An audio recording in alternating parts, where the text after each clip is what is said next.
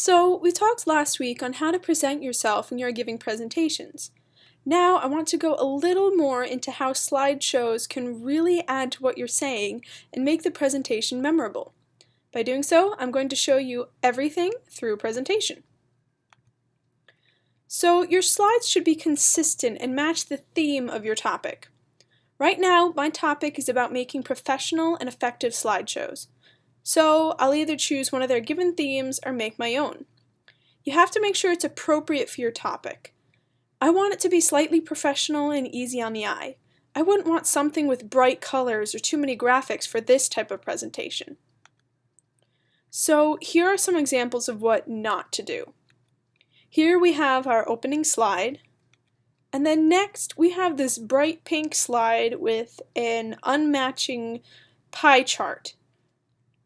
It doesn't fit. It has really no colors matching the first page, and it just is unpleasing.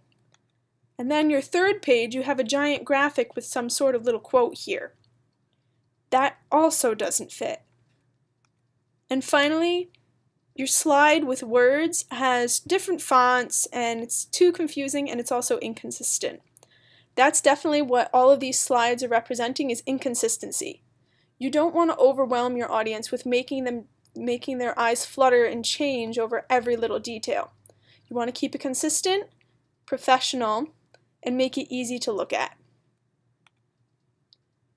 Next, you want to create slides, not documents.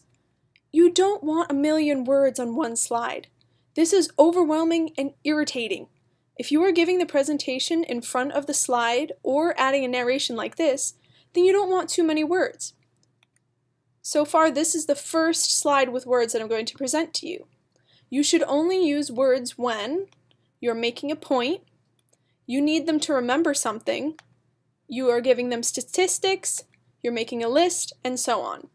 So this slide here is a perfect example of what you should do. And you don't even need to use full sentences. Just give them a little chunk. They'll understand. So this is something that you do not want to do. You do not want to write exactly what you are saying on the slide. That takes the focus off of you and onto the images behind you. You are the main focus. The slides are your visual aids. This is a no-no. Just don't do this. It's overwhelming, it's distracting, and it's not going to help you. Next, use graphics correctly. Images can help an audience remember more about what you're saying. So here's an example of using a pie chart correctly, other than what we saw before. So people who sleep through presentations, this is obviously not a correct percentage.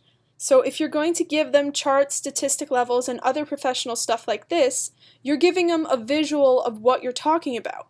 You're putting an image to your words to make it more understandable. If you're quoting people, don't be afraid of putting relatable images with it. It makes it easier to remember, and this may even be your star moment. Finally, if you're giving a presentation to middle or even high schoolers, give them images that they can relate to. In other words, don't be afraid to use memes to emphasize your points. People can remember things if you connect them with something that they're familiar with. So, if you can use graphics, don't use them like this. This is too overwhelming with many charts and photos and that weird bubbly graph thing. Don't overload people's brains. They can only remember so much in a limited amount of time. So just don't do this. Next, say no to transitions. Transitions aren't really necessary for this kind of project, and it's just kind of distracting. Take that droplet for example. Sometimes they could just be distracting, unnecessary, or even plain cheesy. If you must use a transition, only use it when absolutely necessary, and also when they make sense. Make sure that your transition has a purpose, such as this push transition to create a timeline. See, this transition makes sense because it's moving this timeline for you and you're going with the ages. If it doesn't have a purpose, then it isn't necessary. Fifth, don't rush. You have to take your time. perfect presentations don't just pop up overnight. You have to sit down, you have to plan it, have a vision in mind, and know how to execute it. So, in conclusion, make sure that you have a theme, you make slides, not documents, you use graphics correctly, you say no to transitions, and you don't rush. If you follow these simple things, your slides and your presentation will be perfect. Thanks so much for watching. I hope you guys picked up a few things on how to create effective presentations. Please like, comment, subscribe, and also let me know if there's any other videos that you'd like me to do. And please check out my website to see the other work that I do. Thanks so much, and we'll see you next time.